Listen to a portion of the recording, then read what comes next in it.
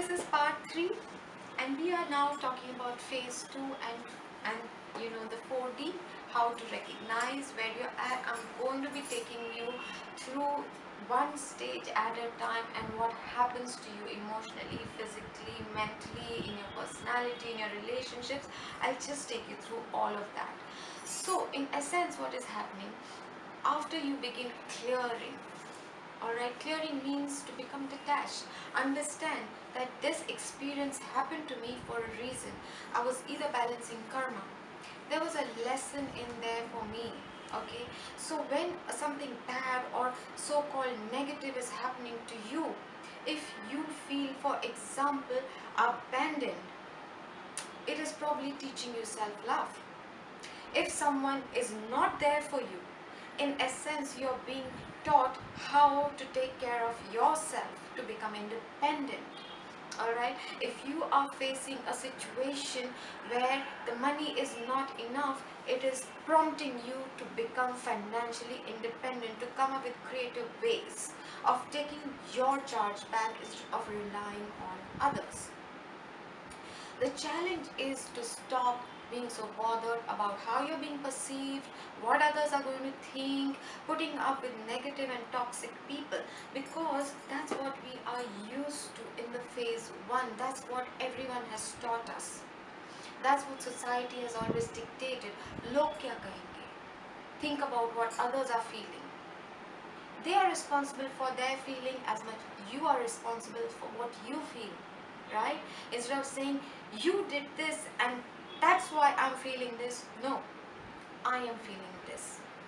There's a difference in making your boundaries and putting the entire thing on somebody else.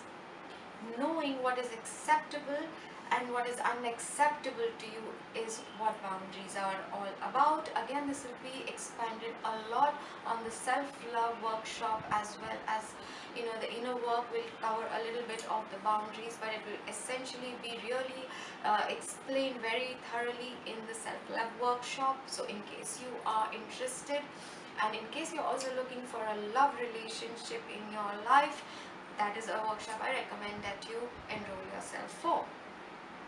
So when we are in phase 2 of our 3D, we start going inward. That's when the questions such as, why is this happening to me?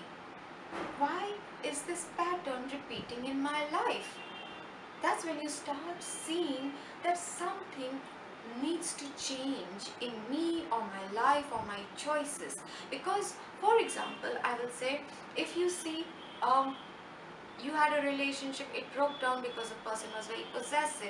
The second relationship you had, it broke down because the person was not nearly involved with you as much as you would have liked. The third relationship broke down because there was a lack of communication. The fourth one broke down because there was a lack of commitment.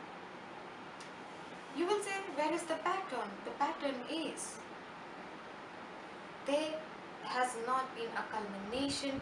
You or the other partner has been leaving. Of course, one of the reasons could be what you had to learn, you learned, or the karma give and take was done. But it is also bringing to your notice that there is a larger pattern which you need to break.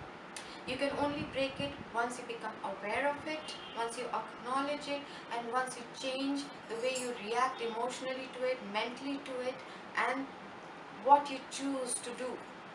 So if you every time gave in to your ego, to your defense mechanisms, to your control dramas by either becoming aloof, by becoming aggressive, by becoming the intimidator, by being the inquisitor, by being someone who wants everyone to do it my way or the highway, you are operating from the ego.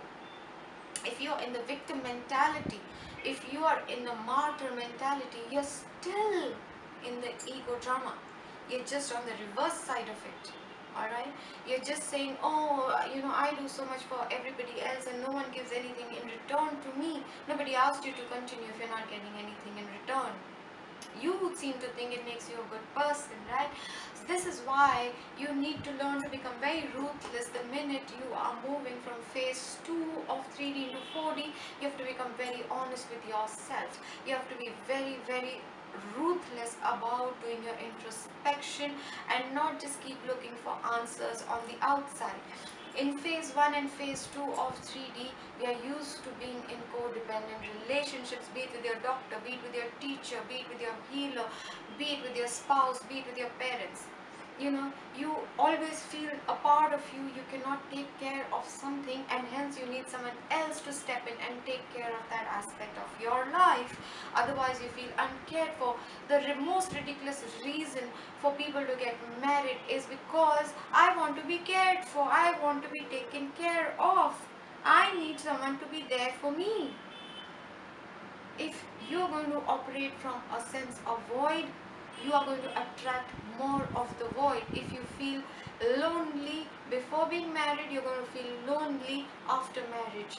If you are unhappy now, even if you use the best manifestation tools, you use the best visualization techniques, you're going to end up with a miserable relationship, or a relationship that makes you feel miserable. All right, these are some of the basic essential things which I will cover a little bit more in depth and a bit more slowly in one of the audios that I make, so that you can keep up and actually understand what I'm trying to talk about.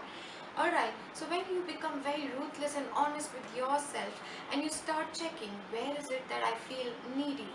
Where am I clingy? What are my core fears? Am I afraid of dying alone? Am I afraid I'm not lovable?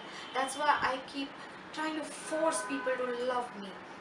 Do I keep wanting, do I fish for compliments? That means I'm insecure. You have to learn the tools, work, how to figure out your current external or projecting behavior, what that actually shows about what you're feeling inside, and then change it. If you don't change, you keep doing the same thing and expect a different result, it's obviously not going to happen, right? So while we move from into the phase 2, people around us get very slightly upset with us, because here we are beginning to decide for ourselves, you know I'm not okay with being treated like this. Alright, these phases, when they are shifting, they kind of slowly, gradually merge into each other. You will not see very clear-cut definitions. In one aspect, for example, in your emotional life, you might have already moved to 4D, but mentally you might be stuck in phase 1 of 3D, and some other aspect you might already be in your 5D. So it all kind of merges. That's why it's very important for you to, in the next video, pay attention to what are the indications where you're at, because if you're too torn, if you're too scattered, if you're not really moving in a certain way, you're going to feel delusional. You're going to feel like you're being pulled in many directions. Your physical body will not be keeping well. You will be facing too many symptoms. You might face depression, anxiety. You will feel paranoia at times. Everything will go out for a toss because you're not in alignment anywhere.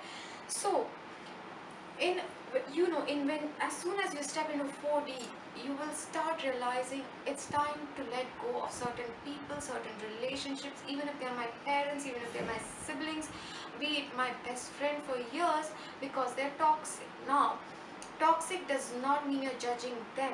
You're saying, when I am with them, my energy gets pulled down, or they suck my energy, or they always put a dampener, or every time they have only something negative to say. That's when the first step towards detachment starts happening. Here you begin to question whys, and those questions lead you to certain answers, and your journey into 4D begins, which I will now continue in the next part of this video series.